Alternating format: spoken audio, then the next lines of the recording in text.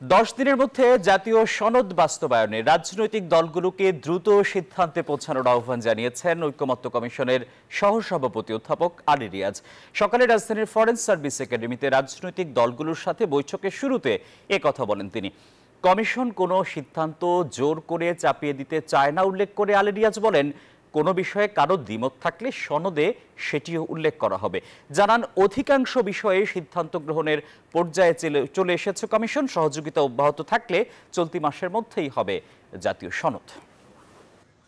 মনে করি যে এটা আসলে আমরা বিবেচনায় রাখতে পারবো না, তাহলে সেটা বাদ দেওয়ার ব্যাপারে কমিশন কোনো অবস্থা নেই। কমিশন মনে করে যে এগুলি গুরুত্বপূর্ণ, সে কারণে উপস্থাপন করা হয়েছে। কিন্তু আমরা জোর করে কিছু চাপিয়ে দিতে চাইনি, কখনো চাইব না। কিন্তু আমরা একটা অবস্থানটা অবশ্যই থাকবে যে রাষ্ট্র কাঠামো সংস্কারের জন্য আমরা প্রয়োজনীয় মনে করেছি, অন্যথায় এগুলো উপস্থাপন করার প্রয়োজন হতো না। সেগুলো বিবেচনায় রেখে আপনারা আশা করি আগামী আজকে থেকে 10 দিনের মধ্যে আমরা এক জায়গায় উপনীত হবো, একটি জাতীয় সনদ তৈরি করবো। জাতীয় ঐকমত্য কমিশনের সাথে রাজনৈতিক দলগুলোর দ্বিতীয় পর্যায়ের সংলাপ চলছে। এ নিয়ে আরো খবর জানাতে রাজধানীর ফরেন সার্ভিস একাডেমি থেকে সরাসরি যুক্ত হচ্ছেন সহকর্মী শাহ আলী জয় যুক্ত হবেন। জয়, আজ কোন কোন বিষয়ে আলোচনা হচ্ছে?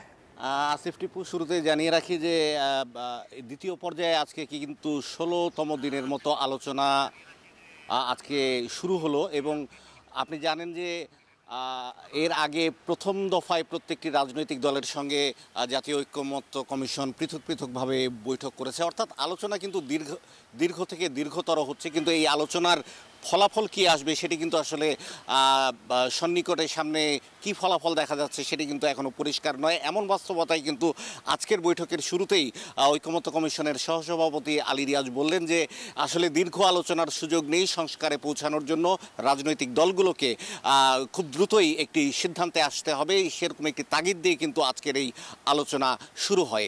এবং আজকের আলোচনায় যে দুটি বিষয়ে আলোচ্যসূচি হিসেবে অন্তর্ভুক্ত হয়েছে সে বিষয়ে আপনাকে জানাতে চাই যে প্রথমটি হচ্ছে প্রধানমন্ত্রীর একাধিক পদে থাকার বিধান। আপনি জানেন গতকালকেও এই বিষয়টি নিয়ে আলোচনা হয়েছিল এবং এটি নিয়ে তীব্র বিতর্ক হয়েছিল। আপনাকে জানিয়ে রাখি যে সংবিধান সংস্কার কমিশন বলে যে কমিশনটি সরকার ক্ষমতা গ্রহণের পরে গঠন করেছিল, সেই সংবিধান সংস্কার কমিশনের সুপারিশ অনুযায়ী কিন্তু এক ব্যক্তি একই সঙ্গে প্রধানমন্ত্রী এবং সংসদ নেতা যেন না হতে পারেন সেরকম একটি সুপারিশ ছিল। একই সঙ্গে নির্বাচন ব্যবস্থাপনা যে সংস্কার কমিশন করা হয়েছিল, সেই সংস্কার কমিশনের এমন একটি সুপারিশ ছিল যে এক ব্যক্তি একই সঙ্গে প্রধানমন্ত্রী, দলীয় প্রধান এবং সংসদ নেতা যেন না হতে পারেন। একই সঙ্গে তারা উল্লেখ করেছিলেন যে দুইবার নির্বাচিত প্রধানমন্ত্রী পরবর্তীতে রাষ্ট্রপতি নির্বাচিত হওয়ার জন্য মনোনীত হবেন না, এমন একটি সুপারিশও সেখানে ছিল।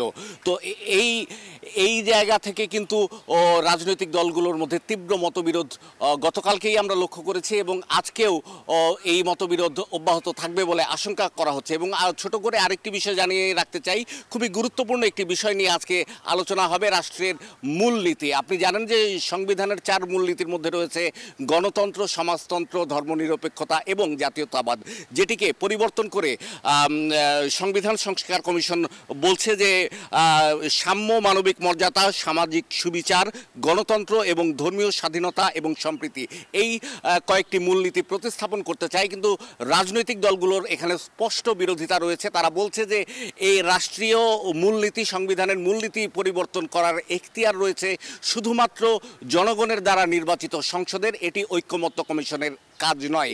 এই বিষয়েও আজকে উত্তপ্ত সংলাপ হবে বলে আমরা আশঙ্কা করছি এবং এর বিস্তারিত কিন্তু যখন মধ্যাহ্ন বিরতিতে তারা বেরিয়ে আসবেন আমরা তাদের কাছে তথ্য নিয়ে আপনাকে আরো বিস্তারিত জানাতে পারবো। আসিফ টিপু। শাহ আলী জয়, আপনাকে ধন্যবাদ। বান্ডেল থাকলে প্রতি সেনমানিতে টাকা বাঁচবে। বিকাশ সেনমানি বান্ডেল কিনে জিতুন প্রতি লেনদেনে।